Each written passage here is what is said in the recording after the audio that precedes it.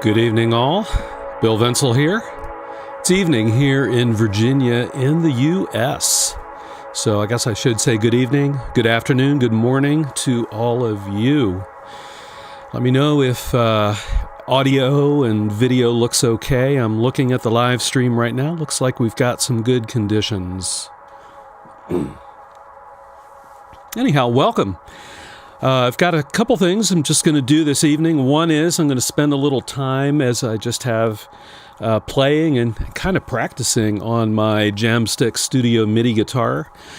It just seems like a good, calm Friday night here in Virginia to dial up a nice, calm sound and play some calm music. But in addition to that, if you all have any questions or want to talk about things, not politics, please, all things musical, I'd definitely be down for that, and I'll be checking the chat window and all that good stuff. So let's see, we got Coco Plays, greetings, They Lie, Ohio, greetings, Kelwraith, Overlord 2020, Laurel Squirrel, Dirk Smathers, and let's see, what do we have? Inverted, Ones and Zeros, John Smalley, and I think we're there.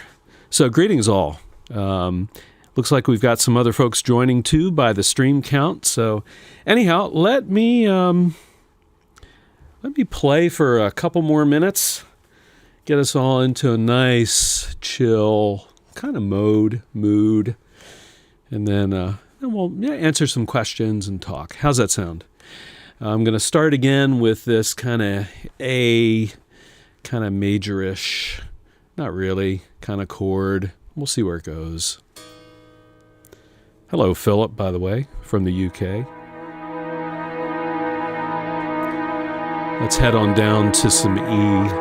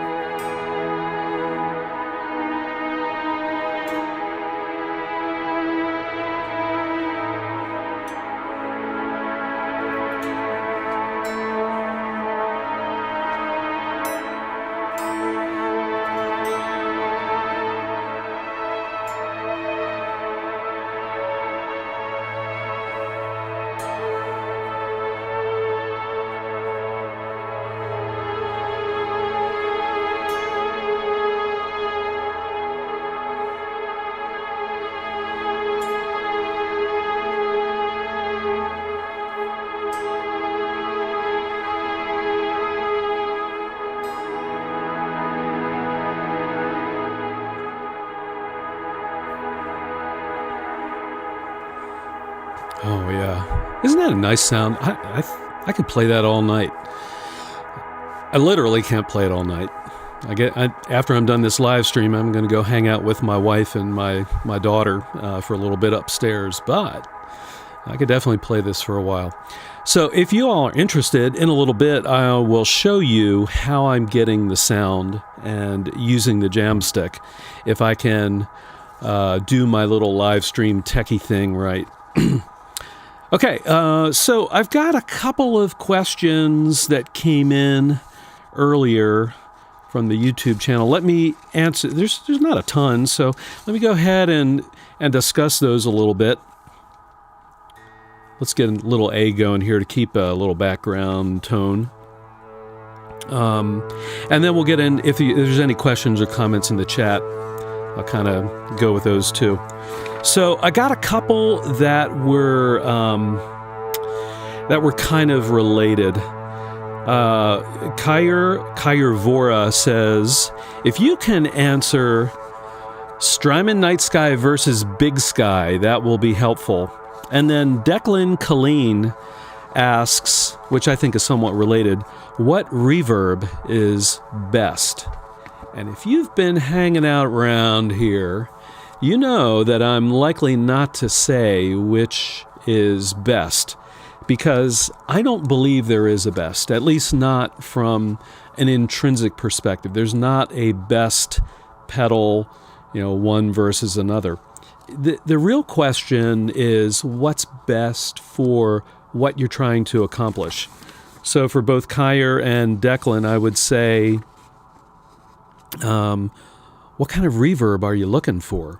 And once we know a little bit more about what results you're trying to achieve, then we can figure out what reverb pedal might suit you the best. So I will talk about the Night Sky versus the Big Sky just for a minute, because Kyer asked about that. They are both really great reverb pedals. They have significantly different purposes in pedal life, right? So the Big Sky, in my view, is really designed to be a general purpose reverb pedal. It has a lot of different reverb algorithms. You can use it for spring, for hall, for room, for weird, and a lot of things in between. So it's really kind of general purpose. It has a lot of different sounds. The Night Sky is much more focused in its purpose, and that is to take really just one reverb algorithm and twist it and contort it and make it sound weird, in a good way, of course, with all the different controls and settings. And then, of course, it also has that 8-step sequencer if you want to, actually sequence your reverb signal, which is really a kind of a unique, I think, a unique feature. So it really depends on what you're looking for, right? The budget thing with those, obviously they're expensive pedals, but, you're not going to make your choice based on money between those two. It's going to be more what you're looking for. Anyhow, Kyer also asks, your current pedal board. So I think what Kyer's probably asking is, what are some of the pedals on your current pedal board? And again, if you hang out here, things change a lot. But one of the common combinations that I'm using now on my pedal board is the Strymon Compadre compressor. I still really like the Wampler Ego, but the Compadre is a really nice compressor, plus it has a dirty boost circuit, which is really nice. It makes it flexible. If I'm not using the Headrush pedal board, I'm typically using the Strymon Iridium for amp modeling. And of course, I still have my classic, for me, Morley little alligator volume pedal. I just can't seem to get away from that volume pedal. I love it. Love it, love it. And then for reverbs and delays, it really depends on what I'm trying to do or maybe what video I'm shooting. So that's kind of it on the pedal board. Let's see, what do we have going on here in the chat? Hi, Bill. Hope you're doing well. I am, actually. Thank you. Dirk Smather says, man, I really want a Jamstik and Night Sky. Well, if you get a Jamstik and a Night Sky, you're going to be able to make some great sounds. So, yeah, absolutely. Let's see. Dirk Smathers also asks, going to get any analog synths to pair with that Jamstik? That's a great question. I don't know. I have thought about it, but I'm not sure I deserve an analog synthesizer yet. I need to really kind of get back more into guitar synth, which was really the goal of getting this guitar for me, was kind of to re-engage with guitar synthesizers and kind of figure it out. But there might be an analog synth in the offing at some point. I think I'm gonna get a couple of other software-based synthesizers. I'm really interested in the Arturia Buchla emulation. I actually downloaded the demo. I didn't feel comfortable playing it tonight, but it's got a lot of cool sounds, but I got to figure out what's going on with that. So if that happens, I'm not going to buy a Buchla, a real Buchla. They're super expensive, but maybe some kind of semi-modular analog synth could be cool. All right, let's see. I'm going to switch back over to these prior questions. Blood, Sweat, and Gears. Did I see you on there? I'm not sure if I did. Blood, Sweat, and Gears asked me, what's your favorite song off of Caspian's new album, On Circles? I actually looked it up. Let me pull up Spotify here. It is rats. It is not. Spotify is not ready to go for some reason. Oh well, it's the first track off of that album. That's my favorite.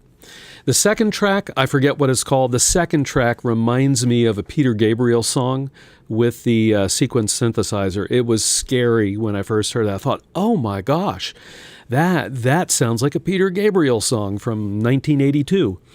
But that first song, I like the album, but that first song is my favorite.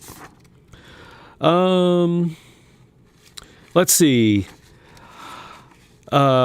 Thomas Thompson says, what are some of your favorite ambient drone albums or music you'd recommend in general? As far as ambient albums, I would recommend Brian Eno and some of the old school Robert Fripp stuff and some other things along that line. And then as far as drone albums, I don't know that I really have a recommendation that way.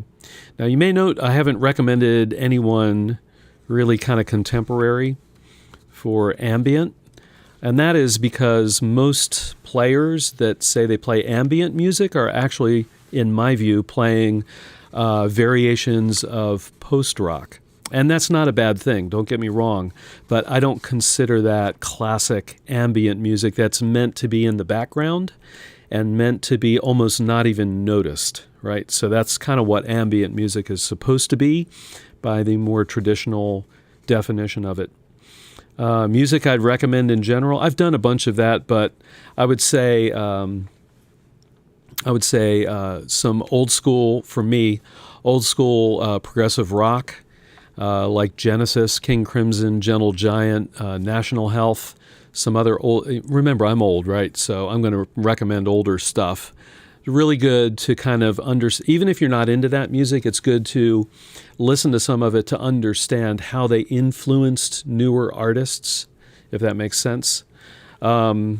As far as newer artists, certainly would, and many of you here are already familiar, but certainly would recommend any Hammock album.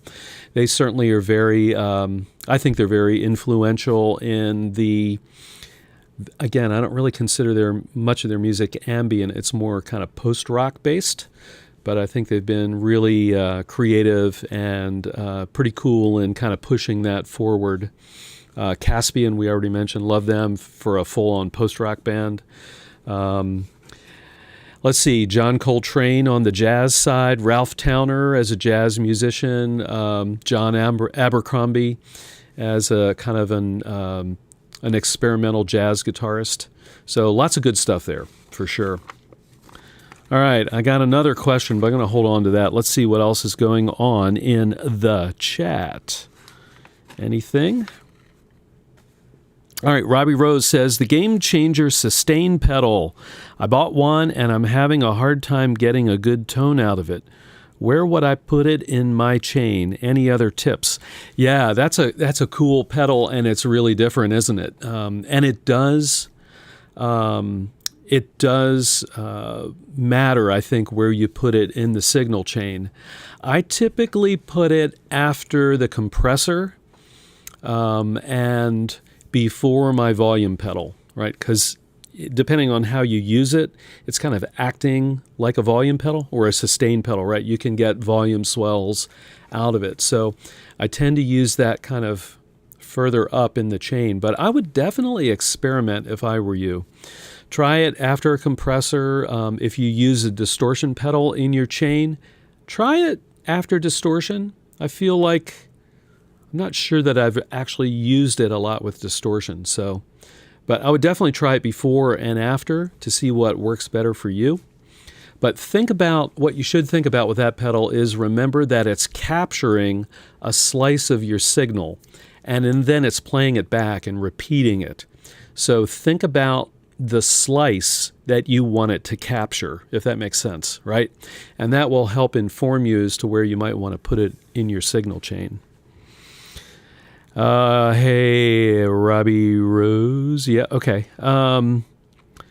Let's see. Howdy. Hey, RNA Music. Let's see. Michael says, am I still loving the TC Electronic triple delay? I still love mine. Absolutely. That is still a fabulous delay pedal. I did that video a little while ago in which I said I felt like that was the best delay pedal that TC's ever made to date. I still stand by that. I love that pedal. Let's see. Joe says, Bill, have you tried the big reverb by ZCat pedals? I have not. Simple, super atmospheric. Wow. Hey, so Joe, let me put a comment in there. Is it a mono or stereo pedal? I'm not familiar with that one. If it's a stereo, I might be interested in checking it out. If it's mono, it's a little less useful for me because I run in stereo.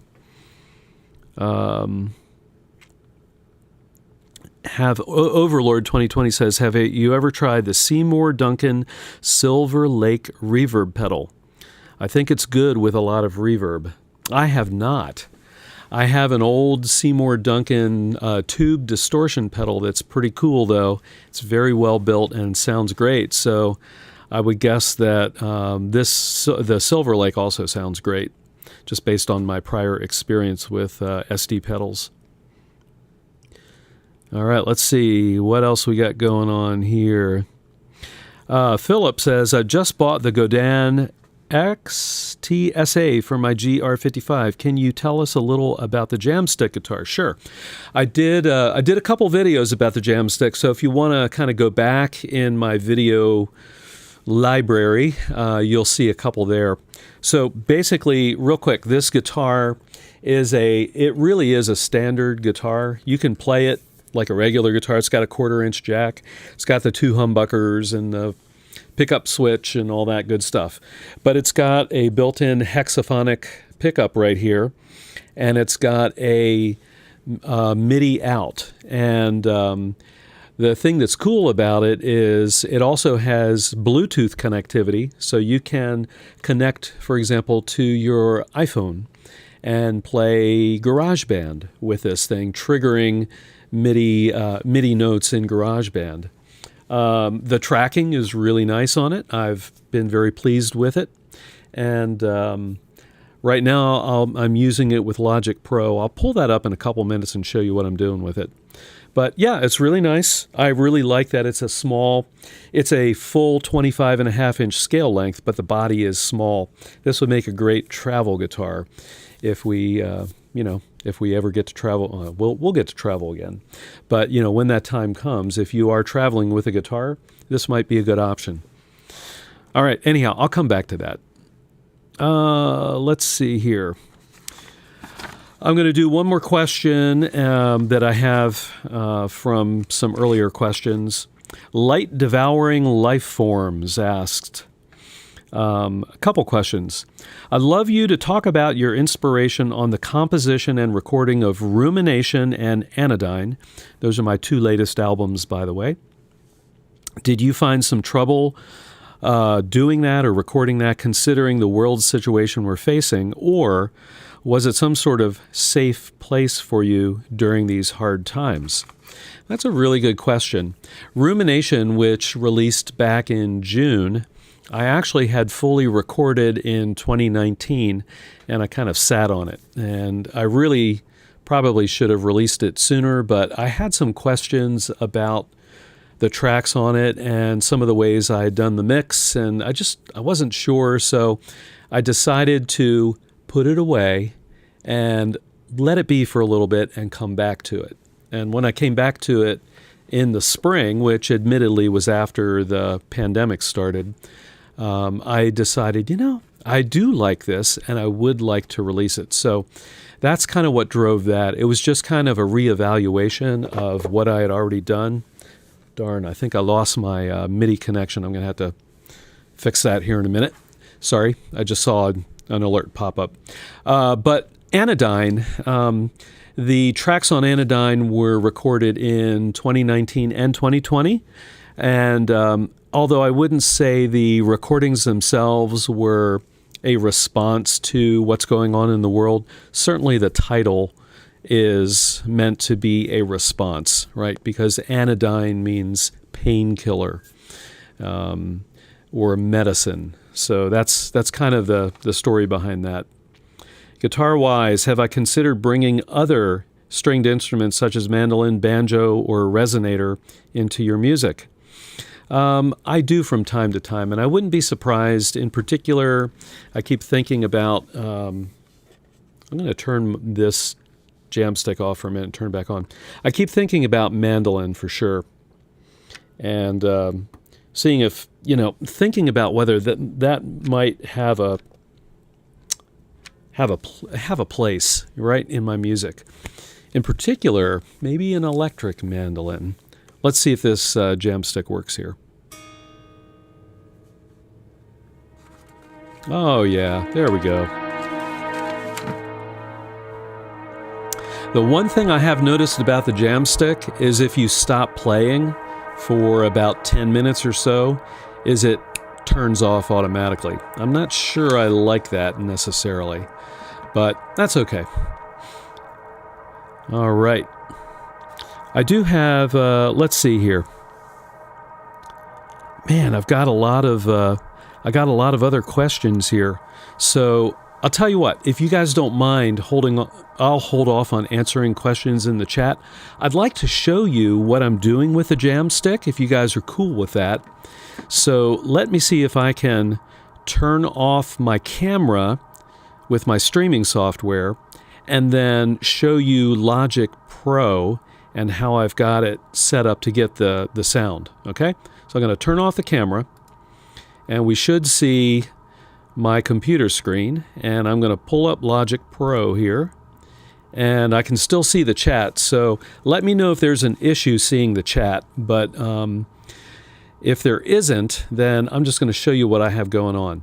So basically, in Logic Pro, what I'm doing here to get the sound, first of all, I have the Jamstik connected to my computer over the USB port, and so it essentially shows up as a MIDI device in Logic. Now, this is not unique to Logic, right? Probably most recording software will do this. But in Logic, the basic sound is actually coming from the Studio Strings plugin, and I've got it set to String Ensemble. Here's what that sounds like.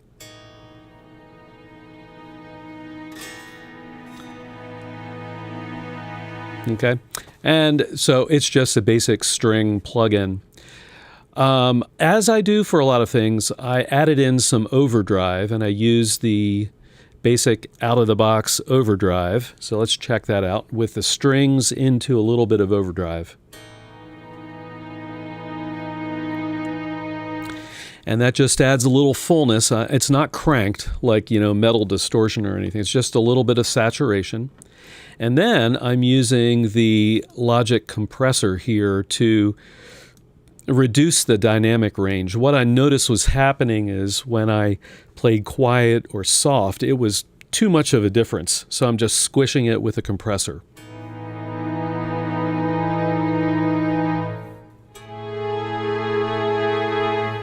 Okay, so yeah, it's kind of nice. All right, then the secret sauce is the Valhalla Delay. And before I start playing it, let me just show you what's going on here. First of all, the mix is set to 100%. There's no dry signal in my patch. And I'm using the tape mode. I've got it set to a little bit over 4-second delay with a stereo spread. A lot of feedback there, 100% feedback.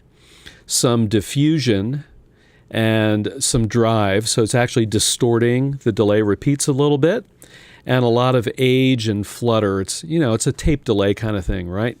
And I'm knocking out just a little bit of the low end, and here's what that sounds like.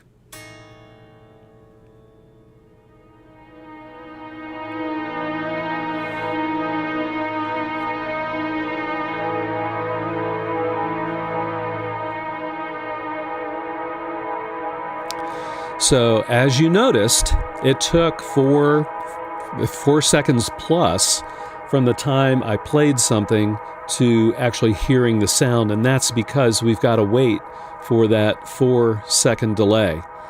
So that is the complexity of using this patch, is you can't hear what you're playing when you play it. You've got to kind of know what you're playing before you hear it.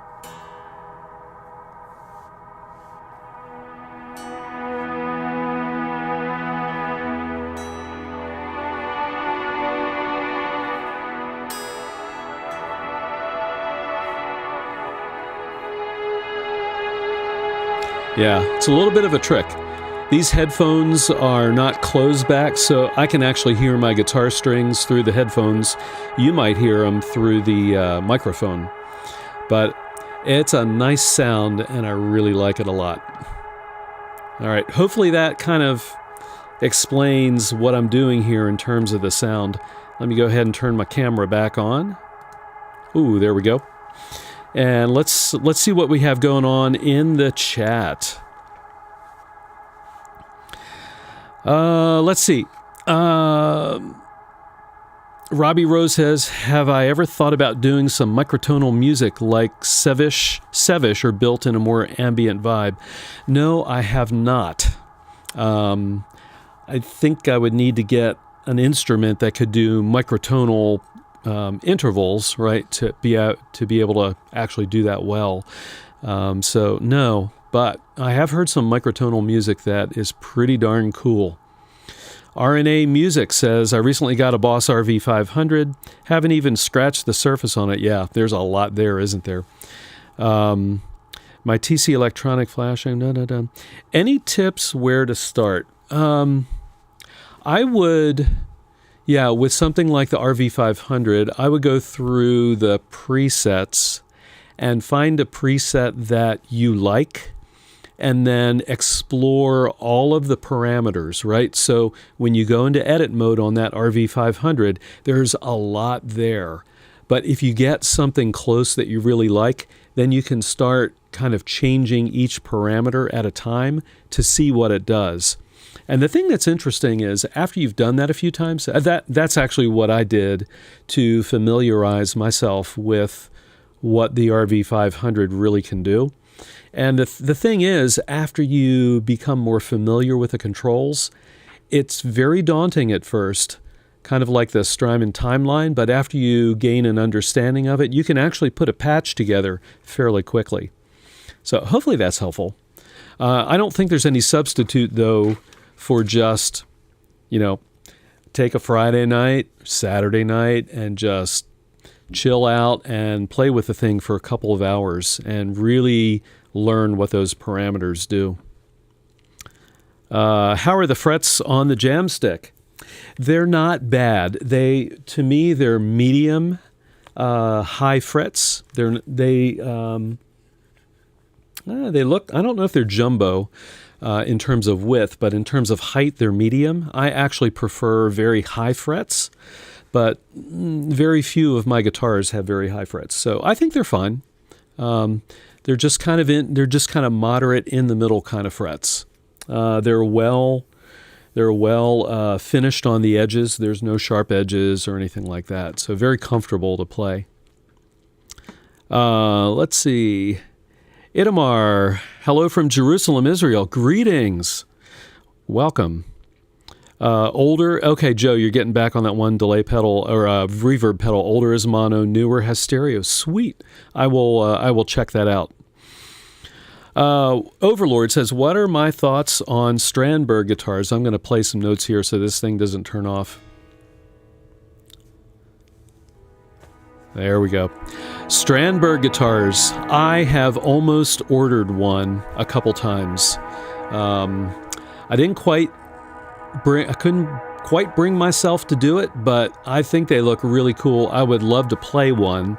In particular, the way the neck is constructed with the kind of the angles, the varying angles on the back of the neck look really cool. I think it could really help with maintaining correct hand position all the way up the neck.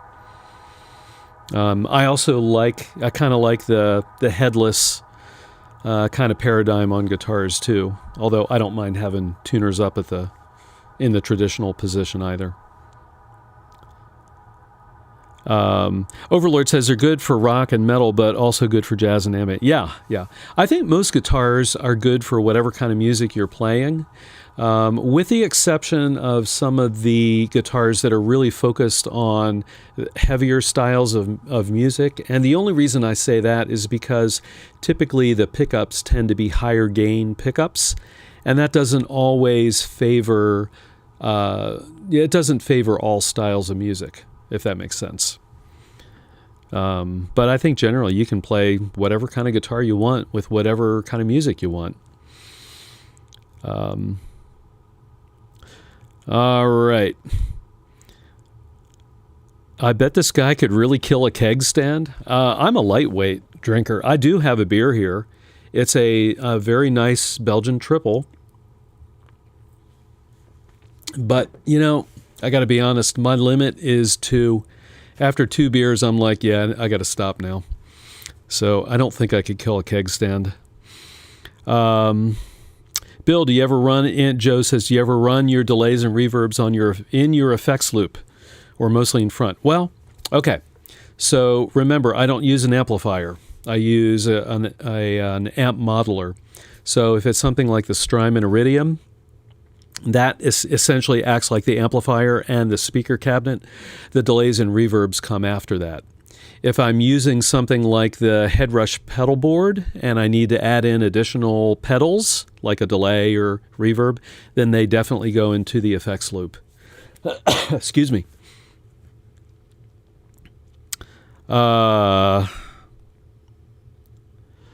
Let's see. Oh, more beer. I'm cheese. Bill, what's your favorite beer? If you had to drink it upside down. I don't know about upside down. Well, I used to brew beer. So actually my favorite beer are some of my old recipes. I got to tell you, I did a really good chocolate imperial stout. And I feel like I did a really good traditional Belgian triple, which I love. I'm not brewing beer right now because, frankly, I don't have time to do the music and the beer. I can go out and buy beer. I can't buy an album. I can buy an album, but I can't buy a recording that I've done. I have to spend the time to actually do it, if that makes sense. All right. Let's see. All right. Can I do a handstand without help? Not anymore, that's for sure. What is it like to have such an epic beard? It's a pain in the butt. I decided to let my beard grow out this year. Most of you guys know I have a full-time job, but I'm not working in the office where I was working last year before all the stuff broke loose. And all of my clients that I work with are in other cities. And so I thought, you know what? I'm just going to let my beard grow longer. So I did for a while, and then I trimmed it back in July, and this is where it is now. I'm trying to go through the end of the year without really trimming it, besides just a little bit of, cleanup. We'll see where things stand at the end of the year, after New Year's. We'll see if I am totally sick of it. It is kind of weird, though. When I look down now, I can see my beard, and I can also feel it on my chest, and that's really bizarre. How's that for an answer? I do like having a beard, though. I've had a beard since I was 17, so that's 5 years now. Haha. Okay. Let's see, what else we got going on here? Bill, I'm a noob in the electric universe. This is from Thiago. And learning a lot with your videos. Do you have preference in pickups for drones or swells for a beginner? So, yeah, best wishes from Brazil. Greetings to you also. Pickups, I just kind of mentioned, you can use whatever pickups you like the sound of. So I think humbuckers are great for ambient guitar styles. I think P90 style pickups are great. I think standard single coils like Telecaster or Strat style are great. It's all about the sounds that you like. There are no limits to ambient guitar styles of playing. The only limitation is you. So it's really whatever pickups you like. The only thing I would say is be a little careful with those high gain pickups, because high gain pickups can be I think they're less articulate. So a lot of times in the marketing copy, you see great articulation, but when there's that much gain coming off of the pickup, I think you lose the sensitivity of how you play, right? So it's much harder to play very quietly, and I'm not talking about the volume. I'm talking about the touch and how the pickup responds to it. So I do have one of my baritones has pretty high gain pickups, and what I actually do on that is I turn the volume control down to about 8, and then to me it feels more like a pickup that responds well to my playing.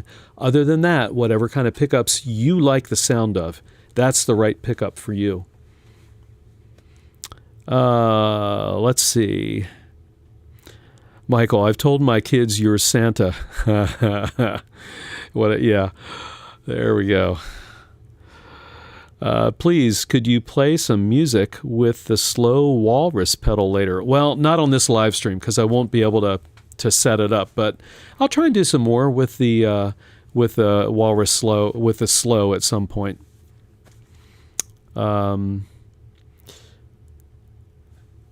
Let's see. All right. How do I shape my beard? I just kind of I don't know if you're growing a beard. I don't even know if you're a female or a male. But if you are growing a beard, don't hack it too much. That's the thing I learned letting this thing grow longer is the more you hack at it, the worse off you're going to be. Just let the thing go and be very conservative about how you even it up. I don't want this to turn into a beard tutorial, guys and gals, okay? But you asked, so I answered. All right, thoughts on using multiple delays and reverbs at the same time? Absolutely. I have 2 videos, stacking delays and stacking reverbs.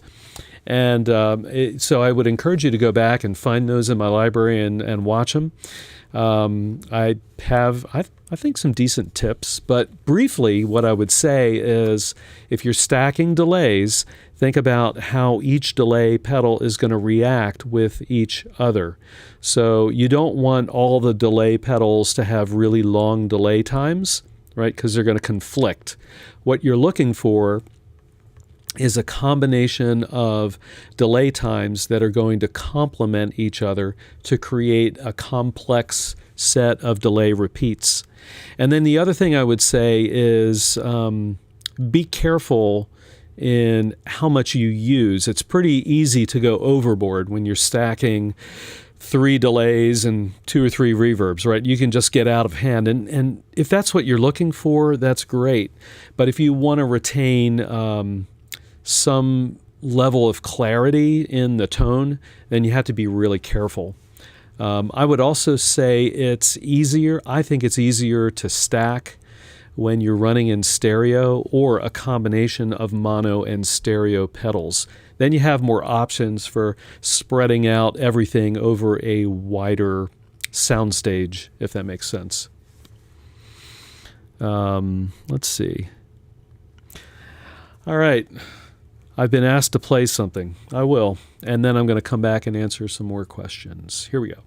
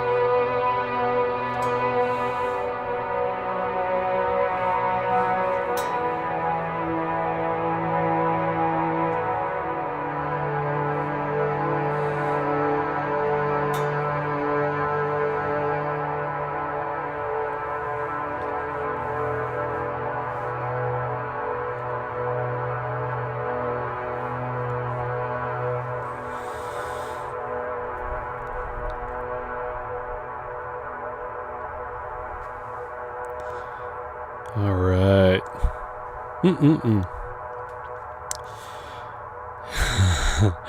Is Keith Richards a good guitarist?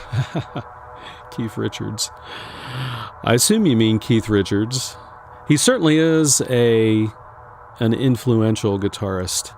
And I don't think we should discount guitarists who may not be extremely technical, but have created influential music that has really changed, a lot of music in modern history. So I don't know. I'll let you figure that out. Delay before or after reverb? Whatever you think sounds best. I normally put delay before reverb though, although not always. Do I practice every day? I practice as many days as I can. I have to admit there are occasional days when I am unable to practice just because of life, right? But as often as I can, I practice. Since I'm doing the YouTube thing and other musical related things, I try to integrate my practice into the other activities, right? So I don't normally sit down anymore and say, well, I'm just going to practice for an hour. I typically try to integrate some of my other music related activities into it, if that makes sense. It's a little more efficient that way. Greetings from Seattle. Hey, Yeast Priest. What are some classic ambient guitar albums, such as No Pussyfooting, that you would recommend? Oh, that is one of them for sure. I also, on the topic of Robert Fripp, I also really like Exposure. That is a really great album. Now, as I think about the term ambient guitar, I make a distinction between ambient guitar and ambient music, right? So as I think about ambient guitar, I think of players like Steve Hackett from early Genesis. He was one of my major influences, in particular with his use of delays and volume pedals. Another early guitar player that you might not think of as ambient in terms of ambient guitar, but who used techniques that many ambient guitar players, including myself, use, is Phil Keggie.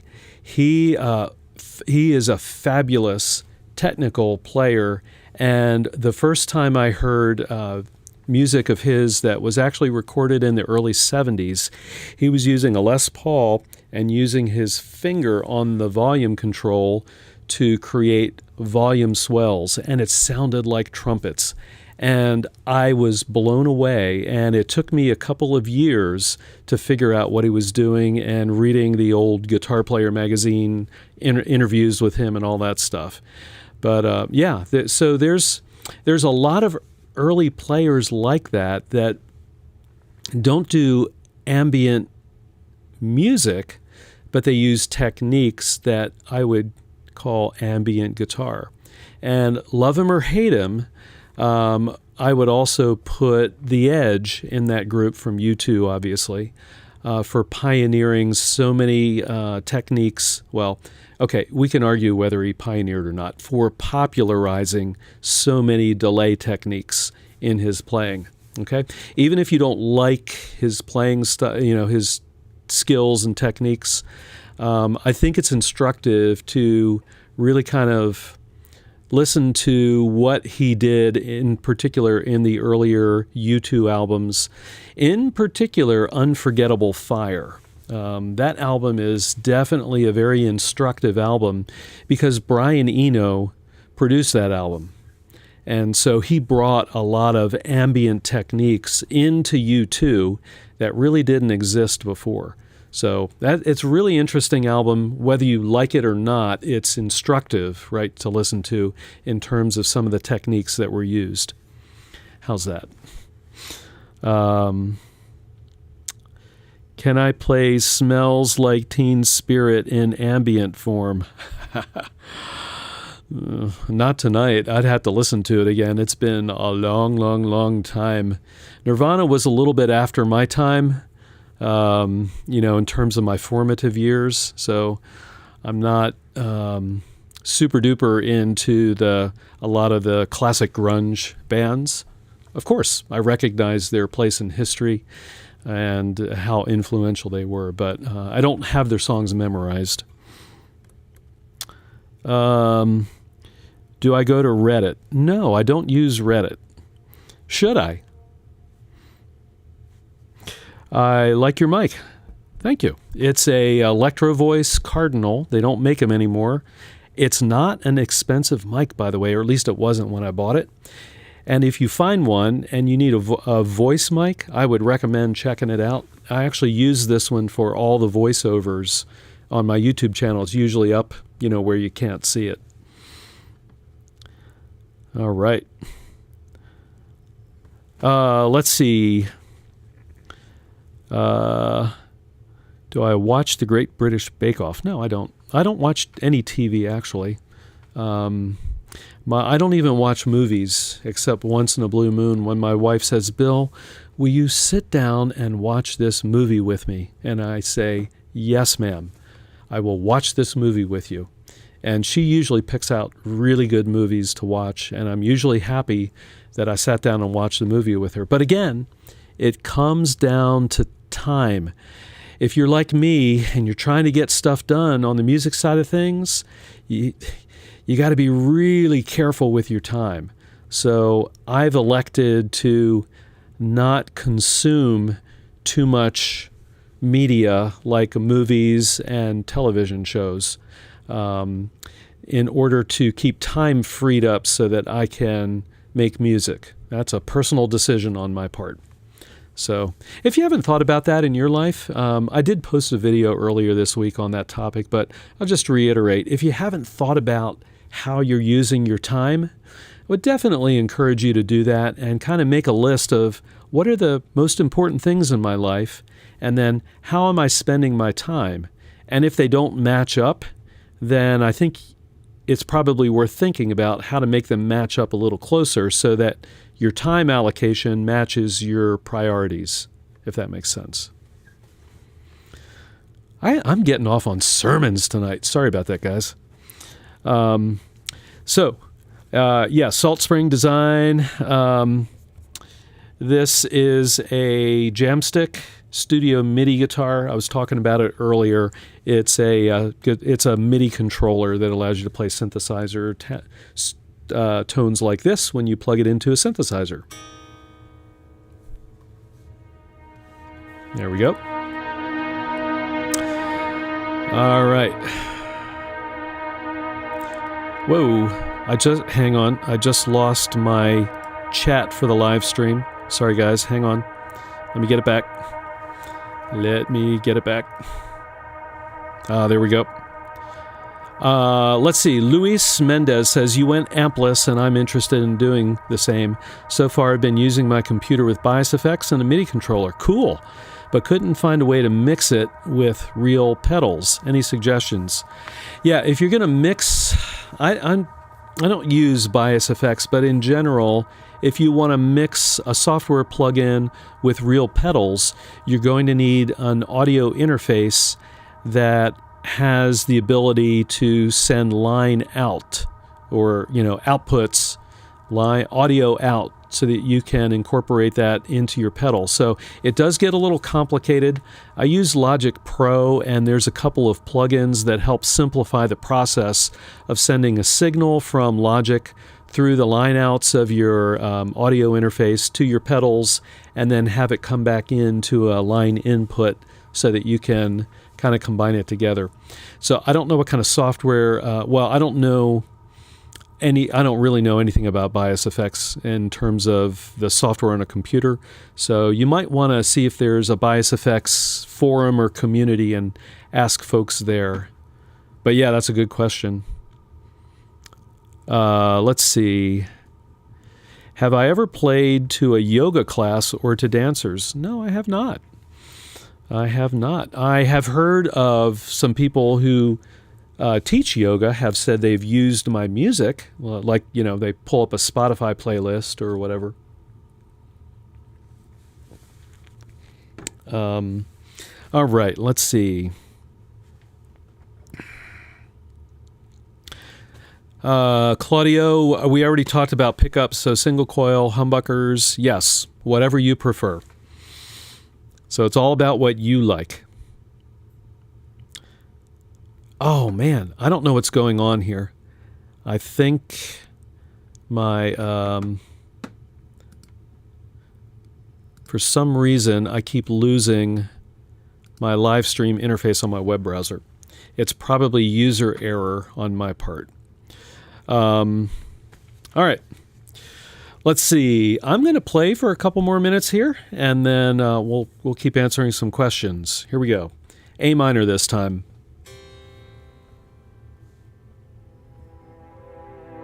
There we go.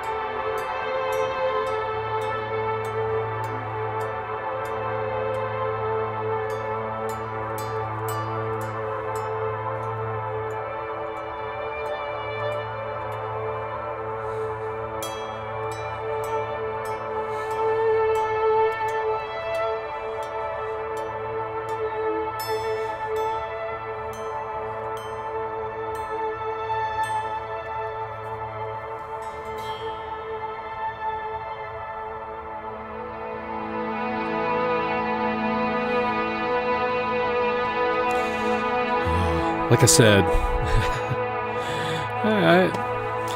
after we're done the live stream, I might keep going. I don't know. We'll see. Anyhow, let's see. Best shoegaze effects. I don't know. I don't think there's any best effects for anything. Yeah, if you're a shoegaze player, which I'm not, but if you're a shoegaze player, what I would do is think about the types of tones that you're looking to achieve, and then look for pedals that can achieve that tone or that effect. And then those are going to be pedals you're going to want to consider. So if, for example, if you've got a particular reverb tone in mind, you probably don't want to pick up a spring reverb that sounds really cool for blues, right? If you're playing shoegaze style music. So you really need to think about what you're looking to achieve, and then find the effects or the pedals or the guitar or the amp that achieves what you're trying to do, right? Or that helps you get to what you're trying to achieve, I should say. What are the advantages of the MIDI function of the guitar? So the advantages of this guitar as a MIDI guitar is that in addition to the audio output, the separate MIDI output allows me to either trigger a synthesizer. So let's say I had a hardware synthesizer.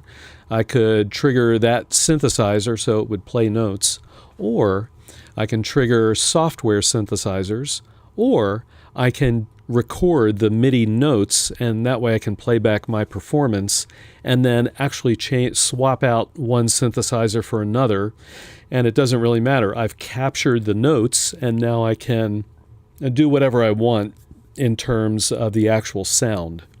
So that's a big advantage of MIDI guitar. You're not necessarily baked into the performance. You can change everything, if that makes sense. This guitar is not a 5-pin MIDI output. It does include. It's got a miniature jack, like an 1/8-inch jack, and it includes an adapter to that 5-pin output. So you can definitely hook up to a 5-pin MIDI connector. You just need that adapter, and it comes with the guitar. Let's see. Am I a fan? Stephen asked am I a fan of Brendan Perry or his work with Dead Can Dance?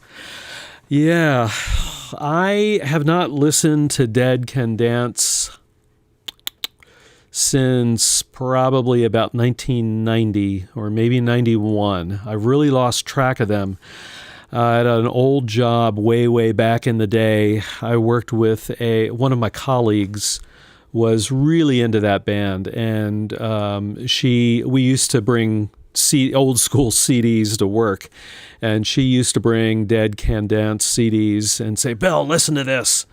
And they did have some interesting music. I do like their cover of "Tomorrow Never Knows," if you remember that old Beatles song. But I totally lost track of them, so I'll have to catch up with them.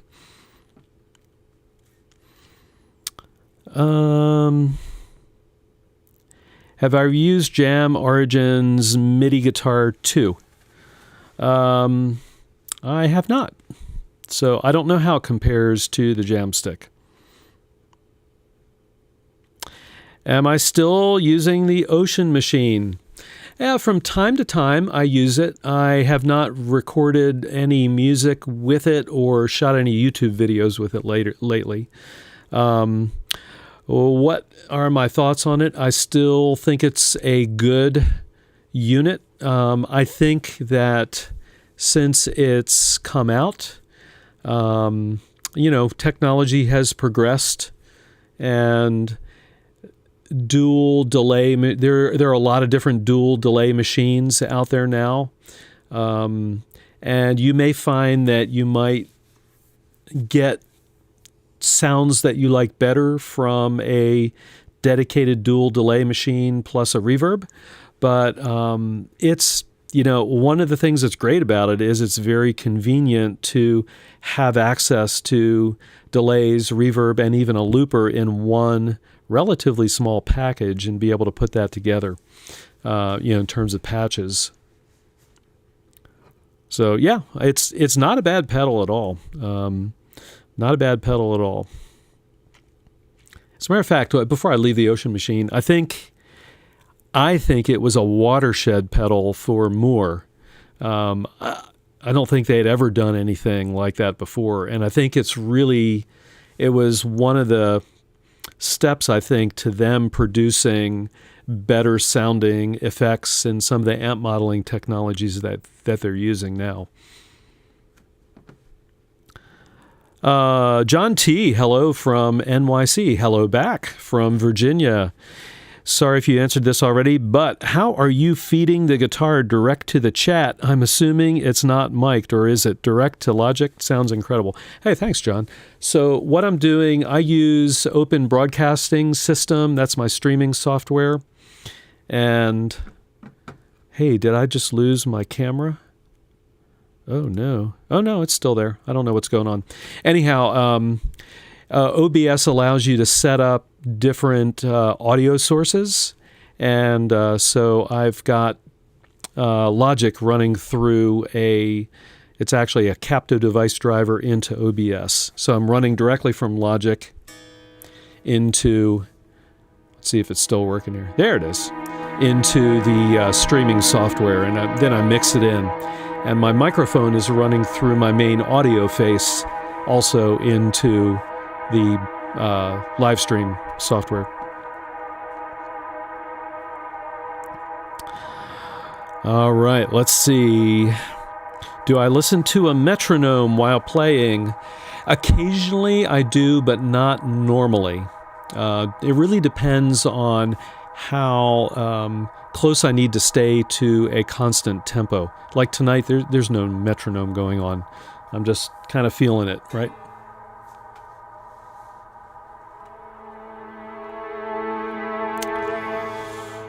Okay. Let's see, Bill, my favorite ambient video you've done to this day was the Valhalla Delay Frippertronics. Oh, thanks. I've probably listened to that 50 times. You're an inspiration. Well, thank you very much. The Valhalla Delay is one of the best plugins, really, for Frippertronics that I've ever used. It's pretty darn fabulous. And I like that it's really lightweight enough that you can run multiple instances of the plugin if you want to get really complex delay combinations. What's my take on the Boss Harmonist? I have not used it, so I don't really have an opinion of that. Have I tried an acoustic baritone guitar? Why, yes, I happen to own 2 acoustic baritone guitars, and I have a lot of videos here on the channel of me playing acoustic baritone. So if you go to my main channel page and that little, if you're on a web browser on a computer, click on that little magnifying glass and just type in the phrase acoustic baritone, and you'll find a bunch of my videos. Yeah, I've had an acoustic baritone now for, I think the first one I got was probably 15 years ago. What is my goal for this year with my music? You for 2020 or for 2021?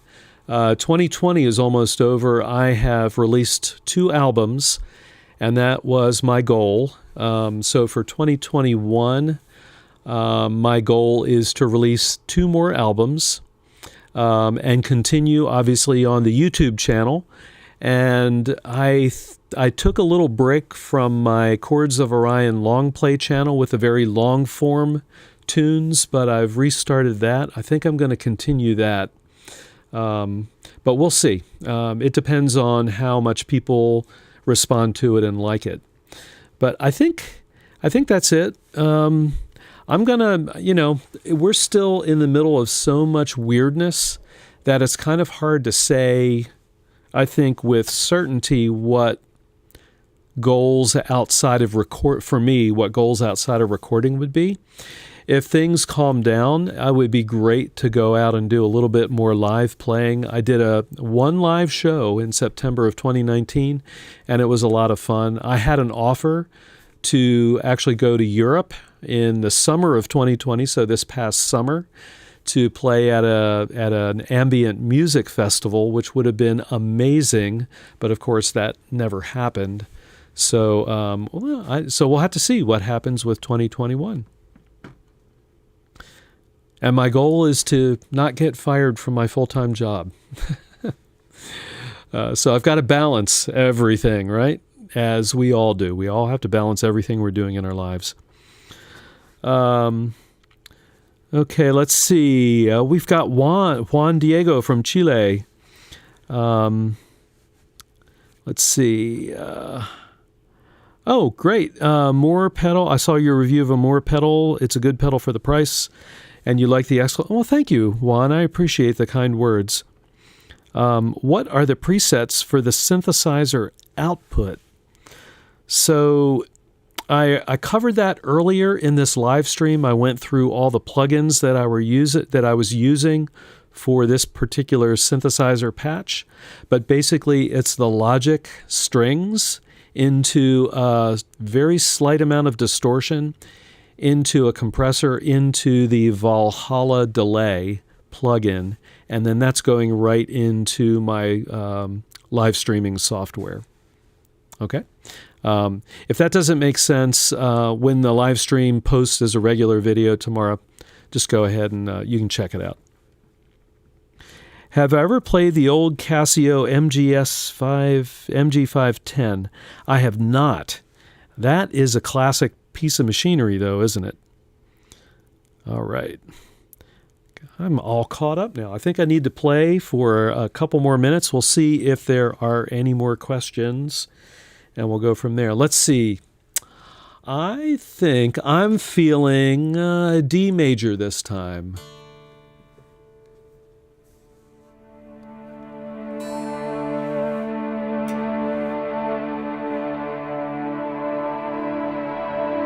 Yeah.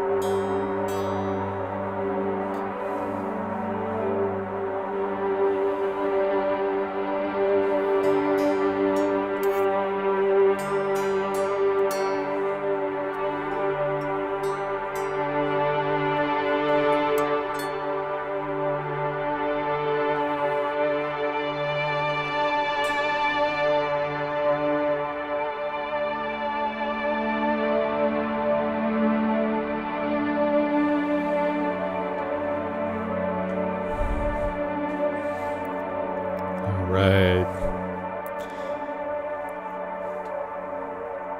Whew. Yeah, I love the way that Valhalla Delay just kind of fades out with that diffused, whatever that is in the background. I like that a lot. All right, Jimmy Running Dog. Hey, guy. How's it going, man? Any plans for UD Stompin' the Big Sky video pieces in the future? Well, I don't know. What do you think? Should I try it? I might have already... I have done one or two. Should I do more? Actually, what I like to do with a UD Stomp is run... Actually, before Chords of Orion, what I used to do is run a 4-second delay. I had a rack mount I actually still have it, a rack mount 4-second delay. I would run that into the UD Stomp, which, for those of you who don't know, it's an old delay pedal with 8 delay lines. It's really cool. But I'd run them more like a chorus, and that sounded fabulous. You really didn't need a reverb pedal with that kind of setup. So maybe I'll try some more sometime soon. The thing with the UD Stomp, though, is most people don't know what it is, and you can't get them anymore. So to be quite frank, on YouTube, sometimes, sometimes I'm feeling mercenary, and it's like, what do people want to watch or hear? And I kind of make decisions like that. Every YouTuber does that right at certain times. So, but I should do some more with the UD Stomp. It is a fabulous pedal, and I should use it more before mine breaks, and then I can't use it anymore. Let's see. How often do I stream? Mustafa, not as often as perhaps I should, because every time I do, I really enjoy the conversation with all of you. And maybe that should be one of my goals for 2021, is trying to make sure I do at least a couple of live streams a month. Right now, it seems like it's every 2 or 3 months I'll do a live stream. Let's see. Okay. Again, Fishman triple play. Jamstik, is Jamstik better? It's hard for me to say. I did purchase a Godin triple play guitar. In other words, the Godin with the triple play built in, and I hated the way that one tracked. I sent it back. It had the 45-day return. I think it was Musician's Friend I bought it from. So I sent it back, and it just didn't work for me. This one works a lot better for me than what my impression of the Godin was. Now, I can't speak to the standalone triple play that you would attach to a standard guitar. I've heard the Jamstik is hard to tune. Do you have problems with the tuning? No. It was hard to tune for me until I figured out and read the manual and realized there was this little tuning thing that goes, that fits into the actual tuner. And then I realized that that's kind of genius. It allows you to get very precise tuning.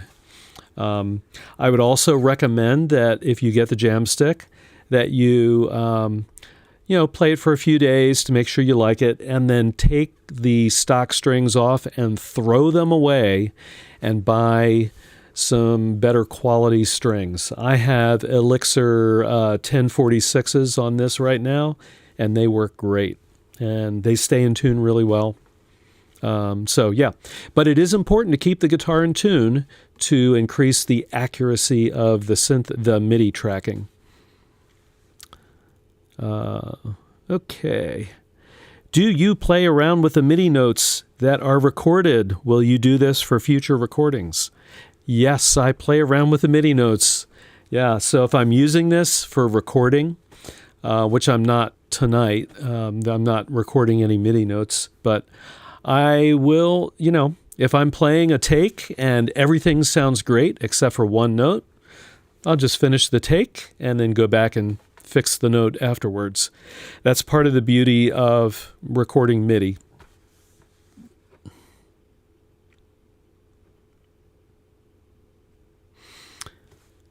All right. I think I'm going to go ahead and play for another couple minutes and then see if there are any more questions. And then we're going to adjourn. At least I will adjourn for the evening. I need another key. What do we want to do? I think I'm going to stick with D. I like that.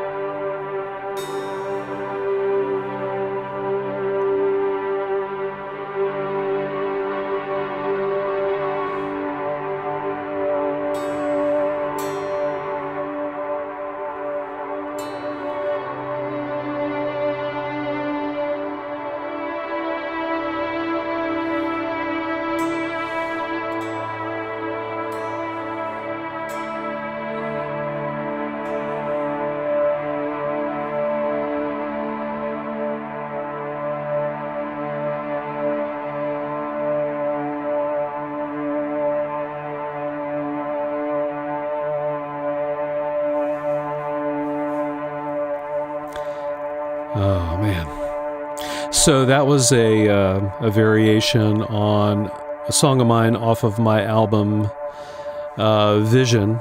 It's called In Autumn, or I'm sorry, In Heaven It Is Always Autumn. And I just really like that a lot. All right. So thank you so much for hanging out with me this evening in Virginia, or this morning, or this afternoon, or this middle of the night, depending on where you are in the world. I truly, truly appreciate all the love and support for the stuff on YouTube and for the music. It really means the world to me. I really appreciate all of you. What an awesome ambient guitar community there is here. If you have any questions, or you want to chat or talk about anything, hit me up on Facebook or Instagram, or on the community tab in YouTube. You know where to find me. And we'll be around, and I'll be posting more videos this coming week. So I will see all of you on the next video. And I wish I could just fade out right here, but now I've got to find the end stream button, and I will leave after I play one nice D note.